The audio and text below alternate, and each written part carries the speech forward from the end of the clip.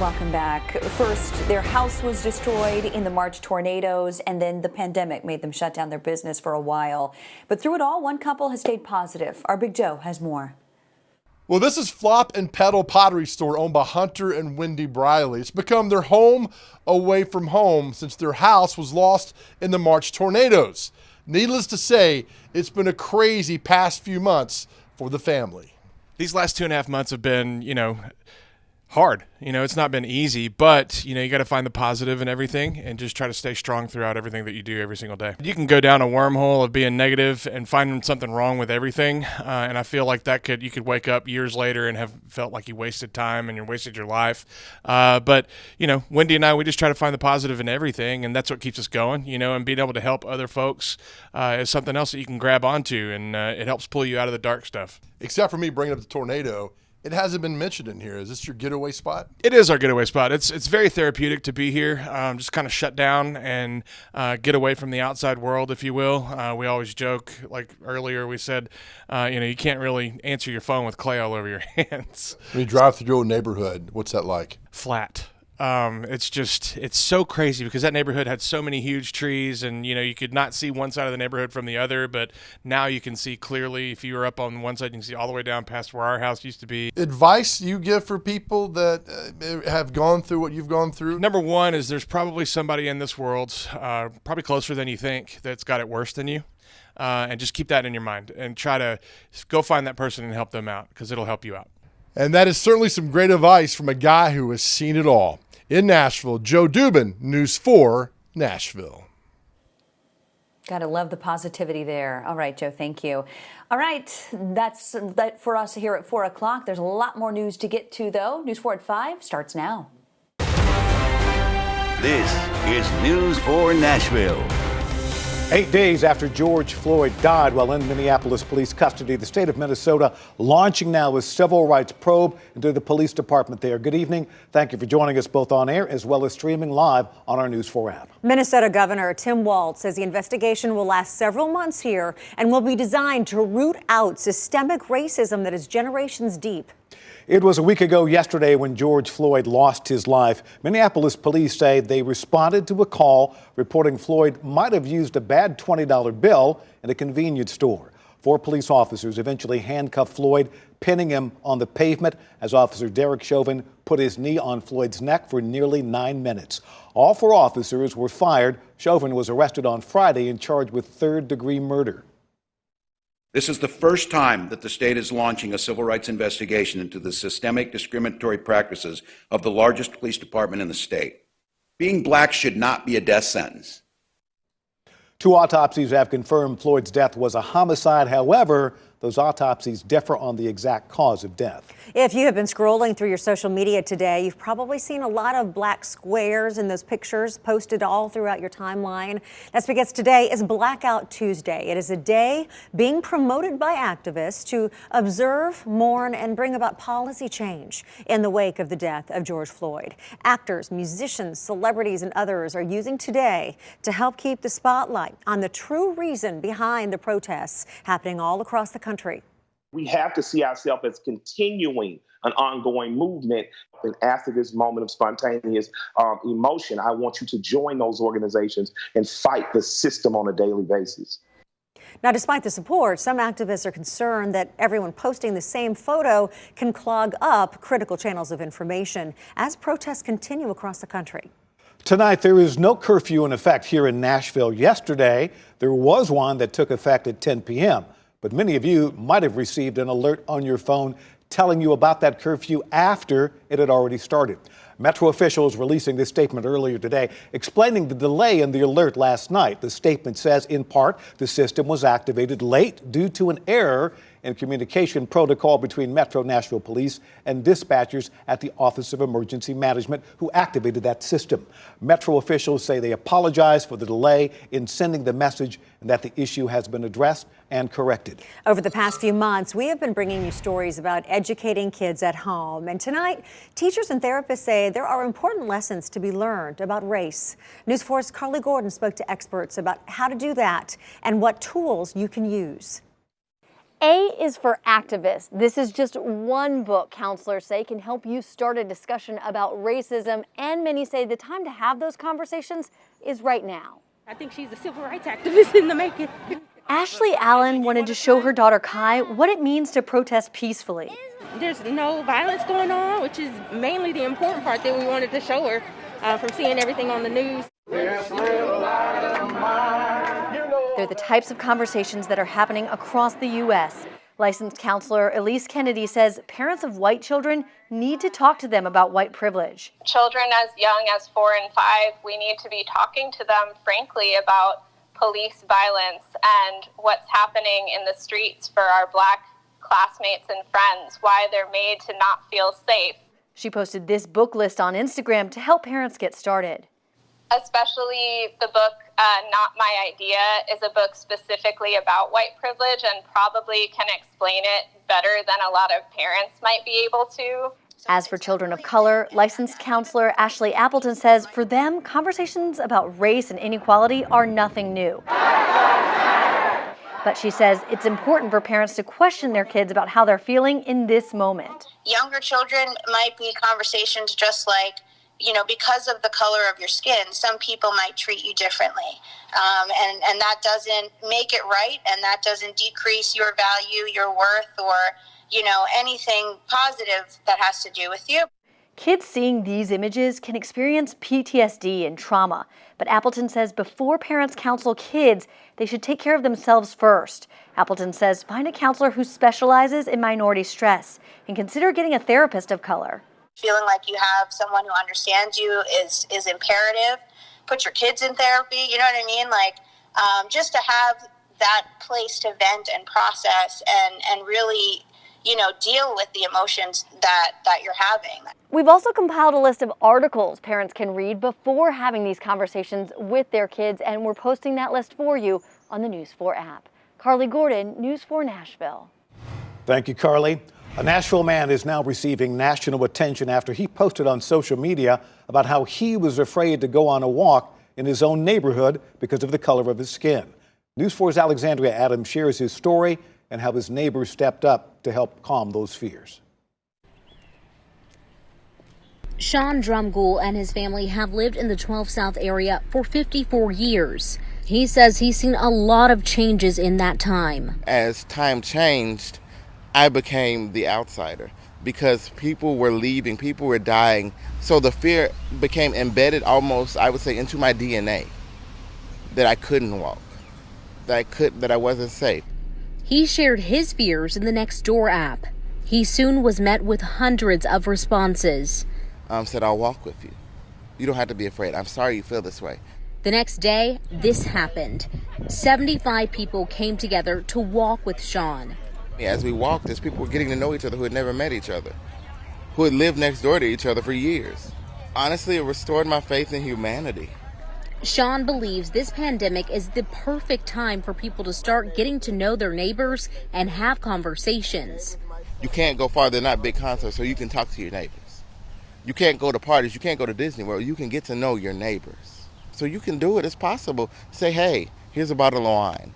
Hey, I had some extra tomatoes, we're Southern, we grow fruit. Sean has plans to inspire others to start having these open dialogues. So I want to walk, I don't want to march, I don't want to carry a sign, I don't want to protest. I just want to walk. I call it modern Forrest Gump. Step off your porch and speak to your neighbor. If you're interested in joining Sean on one of his walks, you can join him on Thursday at 5:45 at the corner of 9th Avenue South and Knox Avenue. We have more details available for you over on the News 4 app. Reporting for News 4 Nashville, I'm Alexandria Adams. Well, we want you to stay up to date on the latest on the current social climate across the country. The best way to do that is by downloading our free News 4 app. Just search WSMB in your phone's app store. Let's take a look now at the latest coronavirus numbers across the metro area. Health officials are reporting one new death overnight. That brings the total number of deaths in Davidson County to 64. Officials are also reporting 100 new COVID-19 cases over the last 24 hours. That brings the total in Davidson County to just over 5,600 cases. There is some good news here. More than 4,000 patients have recovered from the virus so far. Tonight, Tennessee health officials stopping the distribution of free reusable face masks. Health officials say they're looking into the use of a substance called Silvador on the mask. It's a chemical used to prevent bacteria from growing. Health departments across the state have temporarily paused their mask distribution programs while they wait for more information about the safety of that chemical. The chair of the Tennessee Democratic Party releasing a statement about those face masks today. Mary Mancini condemning the governor's $8 million spending and ordering of those masks, calling them, quote, porous socks made with toxic materials. The statement goes on to say, state government has a responsibility to protect its citizens. Governor Bill Lee has completely failed in his responsibility to do so. Tonight, Governor Lee says money is being made available to businesses affected by the coronavirus pandemic. We're talking about $200 million here. The Department of Revenue will distribute the money to small businesses that qualify. The amount of money each business gets will depend on the business's annual gross sales, and state officials will provide more details about the program in the coming days. The governor says the pandemic has caused a lot of hardship for businesses that had to close temporarily because of the pandemic. Let's take a look at the state's coronavirus numbers now. There are about 24,700 coronavirus cases statewide. That's an increase of just over 800 since yesterday. 381 people have died. Almost 16,000 have recovered. President Donald Trump receiving criticism for clearing out a peaceful protest to take a photo op. How lawmakers across the country are responding to his handling of the latest crisis facing the U.S. Temperatures on the rise. Yesterday 84, today 91 degrees, and it feels like it too. We do have some rain relief coming down the pike. I'll show you when to expect that and how long it will last with the forward forecast. And still ahead, Terry Bulger with the story of one local musician who's paying the bills by getting his hands dirty. There's a riot on Broadway. 911. What's the address of your... Yeah, there's a huge riot on Broadway here in Nashville. Can you get lots of police, please? You can hear the fear and anxiety 911 calls, giving us a better idea of what exactly was happening the night rioters ravaged downtown Nashville. We put in a records request to obtain those recordings. We're going to play them for you coming up tonight, right here on News 4 at 6.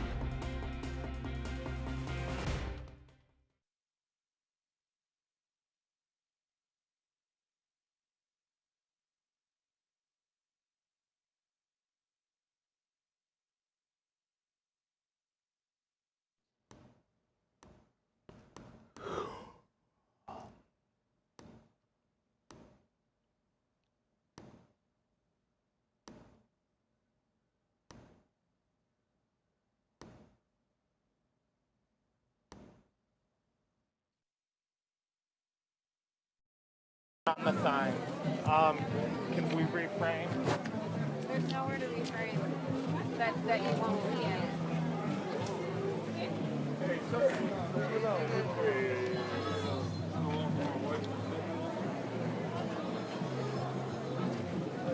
Yeah, what are your anchors' names again? Tom and Tracy. Tom and Tracy.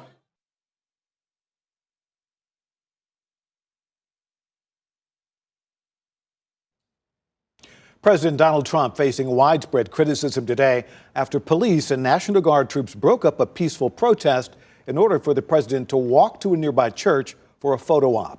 The bishop who oversees that church where the president was standing now accusing him of using the Bible as a prop. At the same time, Democratic governors are speaking out against the president's threat to deploy the military across the country to control stealing and rioting. Being determined to work together to solve these problems is what we need more than anything right now. Not division, not threats of military. Protests have gone from American soil to cities around the world, with many foreign leaders now expressing deep sadness and frustration. Right now, cities across the country are bracing for another round of protests. That includes Minneapolis, where it's now been 8 days since George Floyd died in police custody. Since his death, tens of thousands of protesters have flooded the city streets, and there are concerns there may be more violence there. And across the country, more protests expected tonight, including in Minneapolis. Many feel the protests could become more violent after President Trump urged governors to be tough on protesters. CNN's Nadia Romero joins us live from Minneapolis. Nadia, thank you for being with us. Can you describe some of the reaction there to President Trump's remarks yesterday about governors taking a harder, stronger line against protesters?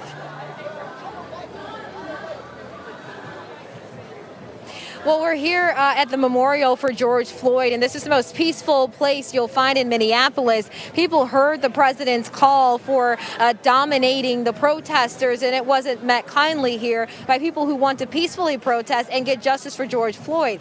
The last thing they want to see is more law enforcement when the police officers who are on the streets now seem to have a problem with police brutality. That's why 4 of them were fired because of the relationship they had with George Floyd and being involved in his death. Now, one of those officers has been criminally charged. The other 3 have not been charged yet, but we are expecting potential charges. That's coming from city officials.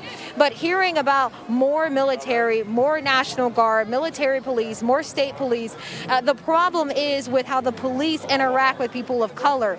And until you deal with that systemic issue, the systemic racism within the criminal justice system, that is not going to be a welcome sight. People here have been peacefully protesting all day in Minneapolis. It's only at night where we see those bad actors come in.